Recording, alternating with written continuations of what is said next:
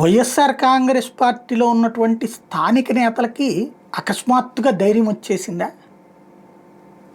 కార్యకర్తల పక్క మీదన కేసులు, అరెస్టులు, కోర్టుల చుట్టూ తిప్పడం, నాయకుల మీదన ఒకేసారి 10 కేసులు, 12 కేసులు పెట్టి ఒకే అంశం మీదన 10-12 చోట్ల పెట్టి కోర్టుల చుట్టూ తిప్పడం పోసాని కృష్ణమురళి ఉదంతంలో చూశారు, లేకపోతే కనుక గన్నవరం వంశీ విషయంలో చూశారు, అనేక మంది వైసీపీ నాయకులు పడుతున్నటువంటి చూశారు. దాంతో భయపడిపోతున్నటువంటి సమయంలో కాస్త తెగించి నిలబడింది తిరుపతి ఎన్నికల సందర్భంలో, కార్పొరేషన్కి సంబంధించిన ఎన్నికల సందర్భంలో ఫస్ట్ వ్యతిరేకించింది, నిలబడింది కరుణాకర్ రెడ్డి కొడుకు అవినయ్ రెడ్డి. ఆ తర్వాతన మండల పరిషత్తులు, జిల్లా పరిషత్తుల దగ్గరికి వచ్చేటప్పటికి చాలామంది నిలబడ్డారు. దాని ఇంపాక్ట్ పనిచేసి ఇప్పుడు ఈ స్ఫూర్తిని అణచేయడానికి ఒక పక్కన మళ్ళీ రెడ్ బుక్ స్టేట్మెంట్లు ఆల్రెడీ స్టార్ట్ అయినాయి. రెడ్ బుక్లో ఉండేవాళ్ళకి ఒకళ్ళకి చేతులు ఇరిగినాయి, ఇంకొకళ్ళకి గుండె నొప్పి వచ్చింది, ఎవరిని వదిలిపెట్టే ప్రసక్తి లేదని ఓ పక్కన వార్నింగులు కూడా ఇస్తున్నారు. అయినా ఇక్కడ అవినయ్ రెడ్డి మళ్ళీ తెగించడం అన్నటువంటిదే కీలకమైన అంశం, సంచలనమైన అంశం. ఏంటది? మొన్న ఈ మధ్యన పవన్ కళ్యాణ్ పగలబడి నవ్వినటువంటిది, చంద్రబాబు గారు ఆపుకోలేకుండా నవ్వినటువంటిది ఏంటంటే 11 గాడు 11 అంటూ జగన్మోహన్ రెడ్డిని విమర్శిస్తూ వెటకారం చేస్తూ చేసినటువంటి డ్రామా, ఎమ్మెల్యేలకి సంబంధించినటువంటి కార్యక్రమం సందర్భంగా వేసినటువంటి ఒక నాటకాన్ని చూసి పడి నవ్వినటువంటి ఉదంతం, దాంట్లో జగన్ని దారుణంగా వెటకారం చేస్తూ సాగినటువంటి దాంట్లో చూసాం.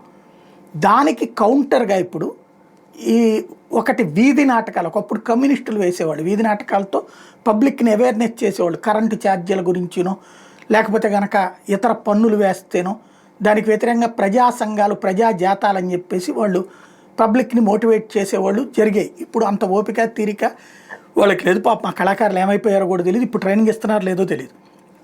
బట్ ఇక్కడ అవినయ్ రెడ్డి తను స్వయంగా ఒక టీమును తయారు చేసి ఓ పార్కులో ఏర్పాటు చేసి మరి ప్రభుత్వం మీద తీవ్ర స్థాయిలో వ్యంగ్యంగా వెటకారంగా ఒక నాటకం తయారు చేశాడు. అది చూస్తే ఓ రకంగా గిల్లినట్టు ఉంటుంది, గిచ్చినట్టు ఉంటుంది. ప్రభుత్వం మరి దాని మీదన రివర్స్ వెళ్తే అతను ఫేస్ చేయాల్సి ఉంటుంది.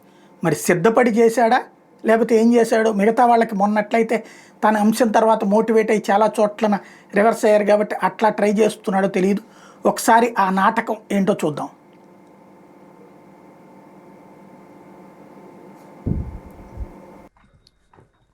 రాష్ట్ర వ్యాప్తంగా పెరిగినటువంటి విద్యుత్ ఛార్జీలకు నిరసనగా వైఎస్ఆర్ కాంగ్రెస్ పార్టీ తిరుపతిలో విద్యుత్ దోపిడీకి గుణపాఠం చెబుదాం అనేటటువంటి వీధి నాటకాన్ని ప్రదర్శిస్తోంది.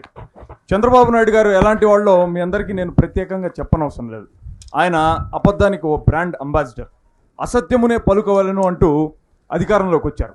5 ఏళ్ల పాటు విద్యుత్ ఛార్జీలను పెంచనని 5 నెలలకే ప్రజలకు షాకుల మీద షాకులు ఇస్తున్నారు చంద్రబాబు.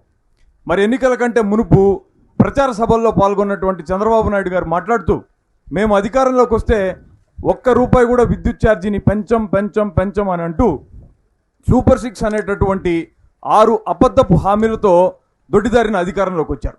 మరి అధికారంలోకి వచ్చిన తర్వాత ఈ విద్యుత్ ఛార్జీల పెంపు పైన ముఖ్యమంత్రి చంద్రబాబు నాయుడు గారు, ఉప ముఖ్యమంత్రి పవన్ కళ్యాణ్ గారు, మరో మంత్రి నారా లోకేష్ గారుల మధ్యన జరిగేటటువంటి ఆసక్తికర సంభాషణని ఒక్కసారి చూద్దాం. చూశారు కదా, అది అప్పుడు. మరి ఇప్పుడు జనం నెత్తిన కరెంట్ ఛార్జీలు పెంచి ఆ విధంగా ముందుకు పోదాం. కానీ బాబు, మనం పవర్ లోకి వచ్చిన తర్వాత పవర్ బిల్లులు పెంచము అని చెప్పినట్టు గుర్తు. చూడు పవన్ కళ్యాణ్, నీకు అధికారం కొత్త, నువ్వు ఇంకా అలవాటు పడాలి. గెలవక ముందు ఈ జనంపై మమకారం చూపించాలి, గెలిచిన తర్వాత వీళ్ళ చేత కొరివికారం తెరిపించాలి. అదే నా పాలసీ. చెప్పిన అబద్ధం చెప్పకుండా చెప్పి అధికారంలోకి రావాలి. వచ్చిన తర్వాత మనం ఏం చెప్పామన్నది మనం మర్చిపోవాలి. నీకు విషయం తెలుసో లేదో, నిజం నా నిజం కాదు. ఒకవేళ నేను నిజం చెప్తే నా తల 1000 ముక్కలు అవుతుందనే శాపం ఉంది, తెలుసా నీకు? నిజమేనేమో బాబు గారు, మరి అందుకేనేమో నేను మీకు శిష్యుడిగా వచ్చాను. వస్తే వచ్చావు గాని గురువుకు మాత్రం పంగనామం పెట్టద్దు. ఎంత మాట బాబు గారు.